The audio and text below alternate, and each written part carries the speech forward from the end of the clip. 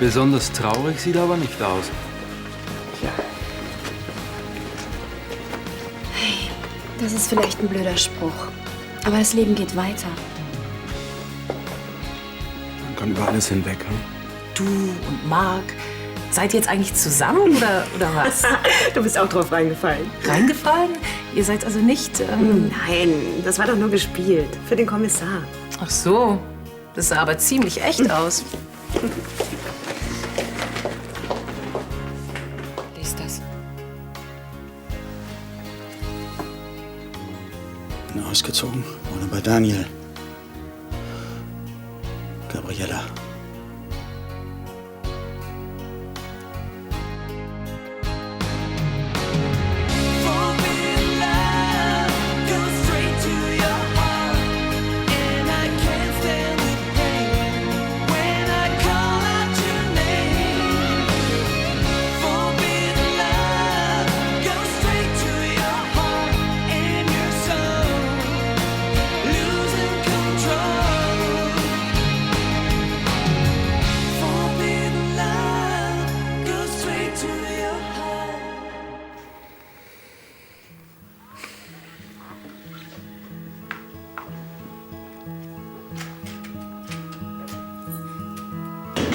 Wieder da. Das ging aber schnell. Ja, ich wollte noch mal sehen, was unsere Bestatter so drauf haben. Und? Sich von denen abzusetzen, wird nicht ganz so einfach, wie ich gedacht habe. Wenn wir wenigstens wüssten, wann dieser Fissler hier eintrifft. Sag mal, hast du meine Sachen aufgeräumt? Ja? Das musst du doch wirklich nicht machen. Das kann ich selbst. Nee, das war doch kein Act. Knoblauch. Ja, und nicht zu wenig. Hoffst du dadurch, deinen Beschatter auf Distanz zu halten? Wenn er ein Vampir wäre, dann wird es funktionieren. Was möchtest du denn? Schinken oder Käse? Käse. Käse. Käse. Danke. Sag mal, kann ich dir nicht doch irgendwie helfen? Das lässt du mal besser. Die Polizei sieht's wirklich nicht gern, wenn man sie verarscht. Aber sie haben es doch nicht anders verdient, so wie die dich behandeln. Ich meine, du hast schon meine Reise in die Schweiz gedeckt und ich wohne bei dir und du räumst sogar meine Sachen auf. Ich meine, das kann ich sowieso nie wieder gut machen. Da kommt's auf einmal mehr helfen auch nicht an, oder?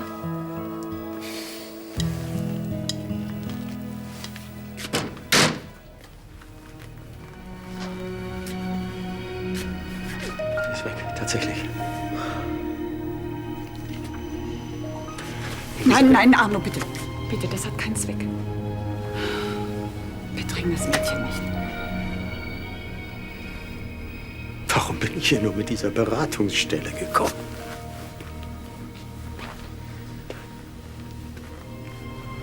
Ich hätte sie in Ruhe lassen sollen, wie sie es gewollt hat. Stattdessen treibe ich sie aus dem Haus. Wir müssen alle erst lernen, mit dieser Situation fertig zu werden. Diese Hilflosigkeit. Milch. Ah, Und das Wasser für mich? Danke. Und ein Kaffee. Danke. Magst du dich nicht einen Augenblick zu uns setzen? Ich habe viel zu tun. Sag mal, was hältst du denn von einer Tüte Chips? Darf ich? Klar.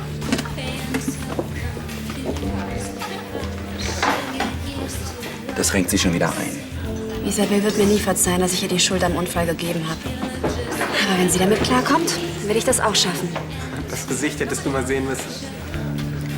Ich bestell mal. Hi. Hi, Olli.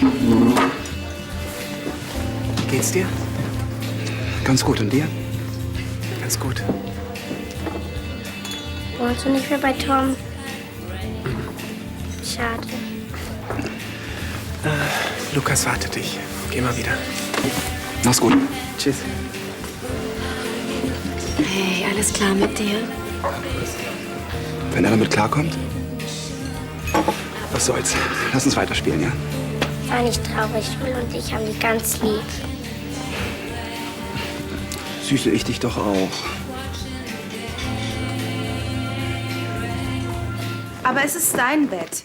Ich kann genauso gut auf der Couch schlafen. Ja, bis Andi hier morgen früh Hektik macht, weil er auf den Bau muss. Ich muss eh früh raus. Er wird bestimmt wissen wollen, wieso ich jetzt hier bin. Du musst dich in Ruhe auf eine Prüfung vorbereiten. Aber das hätte ich bei Arno besser gekonnt. Ihr habt euch eben gestritten. Das kommt in den besten Familien vor. Ja, und es ist nicht mal gelogen. Ach, wieso kann Arno mich nicht einfach in Ruhe lassen? Tja, er glaubt eben immer noch an Gerechtigkeit. Inzwischen werden Sie wohl meine Nachricht gefunden haben, oder? Glaubst du, Arno kommt hier vorbei? Nee, er nicht.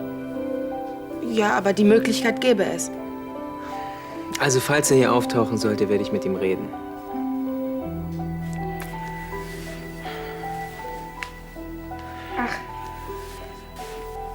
Danke für alles.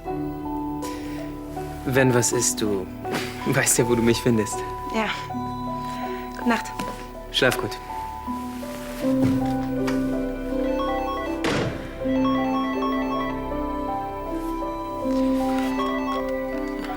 Fritsche? Hallo, Arno.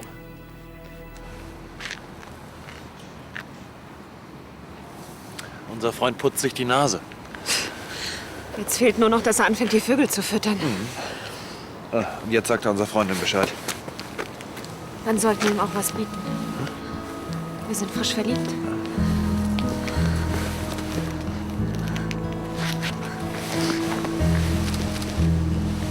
Viel Glück. Das kann ich gebrauchen. Und pass auf dich auf. Falls dieser Fissler wirklich was mit dem Überfall zu tun hat, dann ist mit ihm nicht zu spaßen. Mir ist auch nicht nach Witzen zumute. Du weißt, was ich meine. Jetzt kommt eigentlich der Kuss. Nur zur Tarnung. Ein Dienstkuss sozusagen. Ja, gegen so einen Dienstkuss ist ja eigentlich nichts einzuwenden.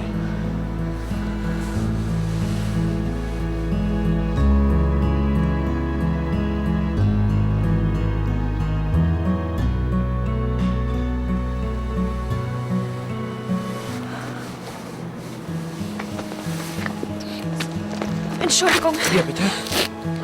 Ich glaube, ich werde ohnmächtig. Scheiße. Wir hätten auch zurück ins No Limits gehen können und dort was essen. Ich wollte mich aber bei dir revanchieren für deine Hilfe. Jule, ich bin nicht vor Oliver geflüchtet. Ja, wie gut, dass Sarah zurück ins Heim musste. Bloß keine Schwäche zeigen. Darin unterscheidest du dich kein bisschen von einem Hetero. Aber eigentlich hat Oliver recht. Wir passen wirklich nicht zusammen. Er ist immer noch der Partytyp. Ich gehe zwar auch gerne aus, aber Dir bedeutet das nicht mehr so viel. mir sind andere Dinge inzwischen wichtiger. Und wenn ich mich um ein Kind wie Sarah kümmern kann, Die hat's dir wirklich angetan. wie sie mich vorhin getröstet hat. Ja, das fand ich auch total süß. Und sobald ich kann, hole ich sie wieder zu mir. Wir könnten in den Zoo gehen oder auf die Eisbahn oder... Euch wird bestimmt was Schönes einfallen. Eigentlich ist es doch ganz gut, solo zu sein. Ich kann tun und lassen, was ich will. Und muss nicht jedes Mal Rechenschaft ablegen. Ja, wenn du meinst.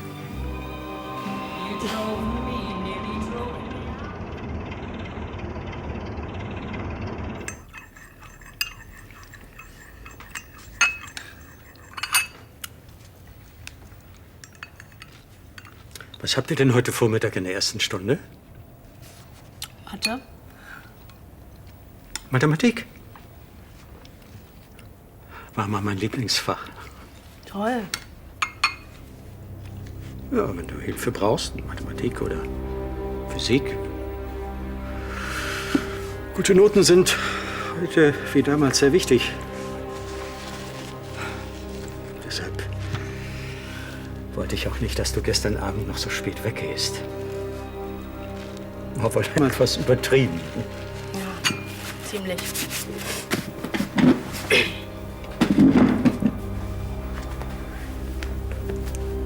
Aber irgendwie war es auch süß. Tschüss. Tschüss. Viel Spaß. Oh, schlechtes Timing. Gabriela schläft noch. Ach so, ich wollte eh zu Arno. Ach so, in der Küche. Tschüss. Tschüss. Endlich. Wie geht's, Gabriela? Sie hat noch geschlafen, als ich los bin. Braucht sie etwas? Können wir was tun? Nein. Mein Gott, dass dieses Mädchen sich überhaupt nicht helfen lässt. Sie will es nicht. Ihr etwas aufzuzwingen, wäre der größte Fehler. Ja, das wird alles nur noch schlimmer machen. Ich weiß. Arno, lass sie in Ruhe. Ich kümmere mich um sie. Und ich halte euch auf dem Laufenden, ja? Danke, Daniel. Also.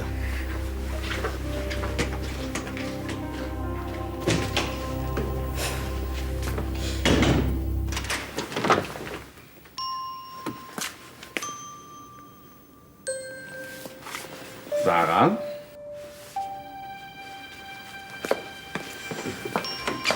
Was machst du denn hier? Weit und breit niemand zu sehen. Das gibt's doch nicht. Sag mal, kleine Maus, bist du ganz allein hergekommen? Johnny, wer ist mitgekommen? Für dich, dass du nicht mehr so traurig bist. Hey, das ist doch dein Trostbär. Du hast ihn so lange behalten, bis es dir wieder besser geht. Süße, so ein tolles Geschenk habe ich noch nie bekommen. Aber eins musst du mir jetzt beantworten. Aber ohne Schummeln. Weiß irgendjemand, dass du hier bist? Johnny erzählt nicht. Also niemand.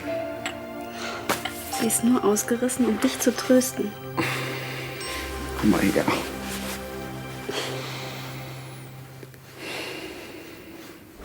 Das Antwortschreiben für die USA. Funktioniert eigentlich unsere Telefonanlage? Du hast doch vorhin telefoniert. Freizeichen. Bei meinem Telefonat vorhin. War da zufällig Marc in der anderen Leitung? Nein, das habe ich dir auch gerade eben gesagt. Wie beruhigend.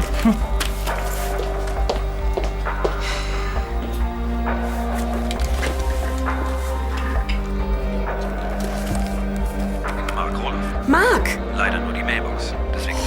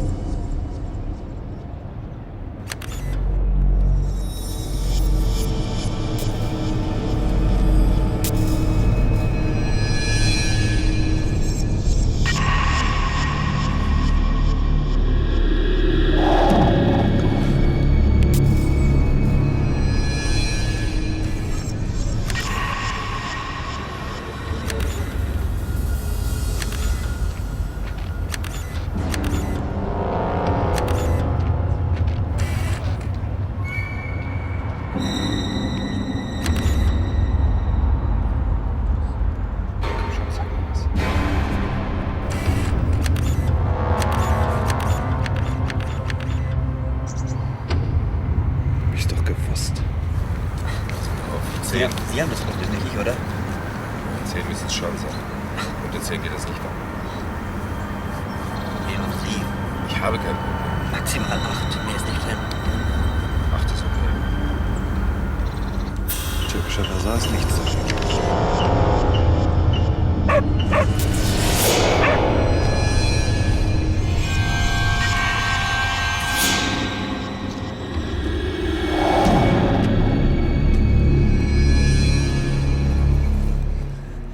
Ich hoffe, Arno hat es wirklich eingesehen. Ganz sicher. Auch wenn es ihm nicht leicht gefallen ist. Hoffentlich. Ja. Arno wird dich in Zukunft in Ruhe lassen.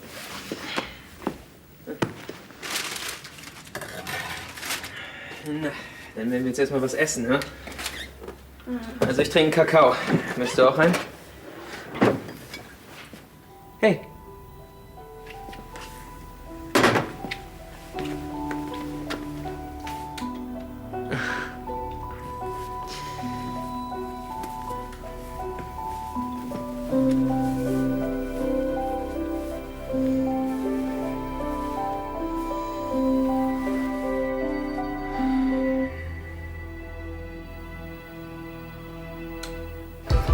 Danach fahren wir aber zurück, ja?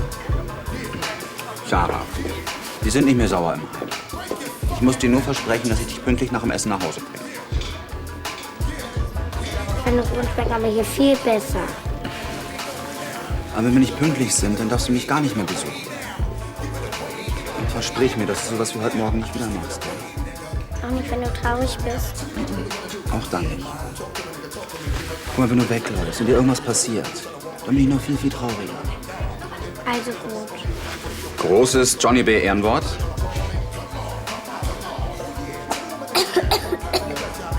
Oh oh.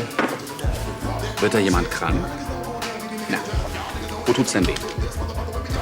Dann machen wir den Mund ganz weit auf und sagen ah. Ich würde sagen, da hilft nur eine große Portion Eis. Mit Sahne? Mit Sahne. Aber erstmal wird Gesicht gewaschen.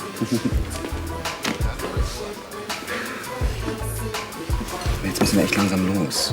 Ach, der Heimleiter wird dir schon nicht den Kopf abreißen. Der war doch eben ganz verständnisvoll am Telefon. Ja, aber ich habe noch einen Anschlag auf ihn vor.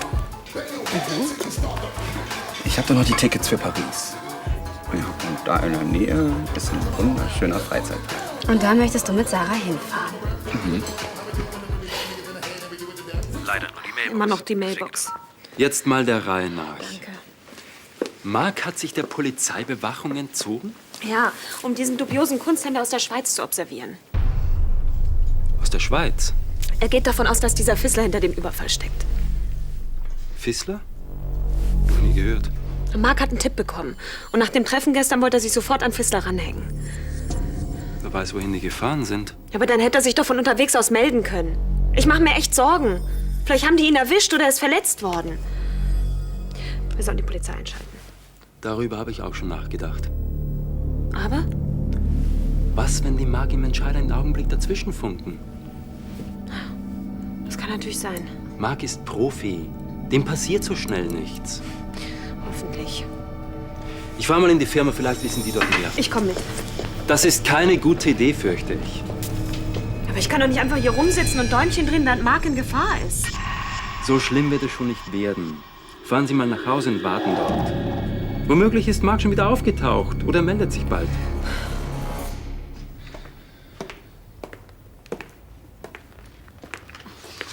Mach noch mal Schluss für heute. Ich konnte mich auch nicht konzentrieren. Gabriela! Hi, habt ihr Gabriela gesehen? Wir können zusammen in die Stadt fahren. Dazu hat sie keine Zeit. Nee, die muss für ihr Examen lernen. Deshalb ist sie auch zu Daniel gezogen, um in Ruhe arbeiten zu können. In die Chaos-WG? Ja, hier wird es demnächst auch etwas lauter werden. Ich will ja mein Arbeitszimmer umbauen. Oh, kannst du das nicht verschieben? Wenn ich jetzt nicht damit anfange, wenn ich etwas Luft in der Firma habe. So, na dann. Daniel und Gabriela, die verstehen sich wieder richtig gut, ne? Also, bis später. Elisabeth, wenn wir nichts unternehmen, dann wird dieser Verbrecher niemals zur Rechenschaft gezogen. Da muss sich ja geradezu ermutigt fühlen. Mir wäre auch lieber der Sessel hinter Schloss und Riegel. Aber es geht um Gabriela. Sie will vergessen. Das müssen wir respektieren. Was hast du vor? Ich gehe zu dieser Beratungsstelle. Vielleicht begreife ich ja danach, was in Gabriela vorgeht. Der Abschied von Sarah fällt mir jedes Mal schwerer. Ich weiß. Da vorne ist ein Herr, der sagt, er wäre hier mit dir verabredet. Das muss der Heimleiter sein. Herr Demel? Dr. Seifert. Ich freue mich, dass Sie so kurzfristig Zeit für mich gefunden haben. Ich hatte heute Nachmittag sowieso in der Nähe zu tun. Worum geht's denn? Nun ja, Ihre Assistentin meinte, Sie können mir vielleicht weiterhelfen. Ich würde mit der kleinen Sarah gerne eine Reise machen. In einen Freizeitpark. Meinen Sie, das wäre möglich? Ich will ganz offen zu Ihnen sein. Nach dem Tod ihrer Eltern und nachdem sie nicht zu ihren Verwandten ziehen konnte, hatte Sarah große Schwierigkeiten, Vertrauen zu einer neuen Bezugsperson zu fassen. Ich denke mal, das ist ganz natürlich. Ja, sicher. Letztendlich ist es ihrer Erzieherin mit viel Geduld ja auch gelungen, zu Sarah durchzudringen. Sarahs Entwicklung verlief also durchweg positiv. Sie meinen, bevor ich aufgetaucht bin? Ich will Ihnen um Gottes Willen nicht unterstellen, dass Sie einen schlechten Einfluss ausüben. Im Gegenteil. Sarah ist glücklicher denn je. Verstehe ich nicht ganz, worauf Sie hinaus wollen. Sie haben einen Beruf, der Sie ausfüllt. Hobbys, Freunde. Irgendwann haben Sie keine Zeit mehr, sich intensiv um Sarah zu kümmern. Für Sarah würde eine Welt zusammenbrechen.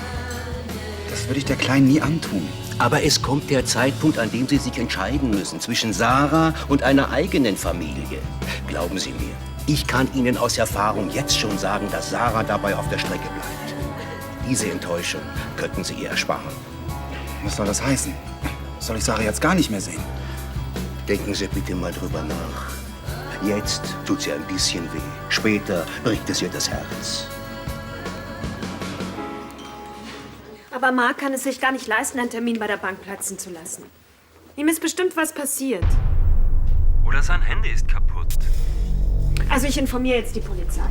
Damit bringen Sie Marc in Teufels Küche. Ja, oder ich rette ihm das Leben.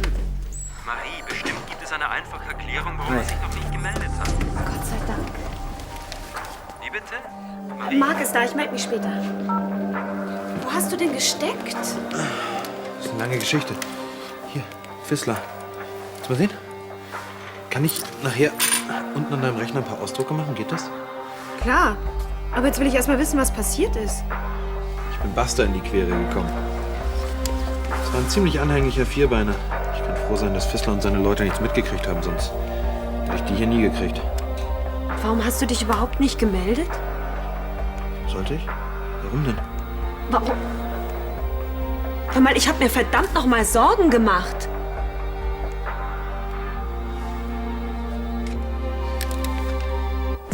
Mal ehrlich, du hast doch überhaupt keine Zeit, dich intensiver um Sarah zu kümmern.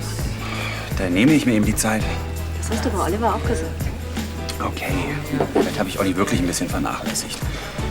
Aber den Fehler mache ich bei Sarah bestimmt nicht. Und was ist, wenn du dich verliebst? Dann gibt's mich eben nur im Doppelpack. Es gibt mehr schwule Männer, die Kinder mögen, als du denkst. Es gibt ebenso viele, die mit denen nichts am Hut haben. Du solltest den Ratschlag von Demel wirklich befolgen. Das kann ich nicht. Und das will ich auch nicht. Sarah braucht eine feste Bezugsperson. Jemand, auf den sie sich hundertprozentig verlassen kann. Der immer für sie da ist. Du hast recht. Das ist die Lösung. Ich muss für Sarah da sein. Ich hole sie aus dem Heim. Du willst? Ja. Ich will Sarah adoptieren.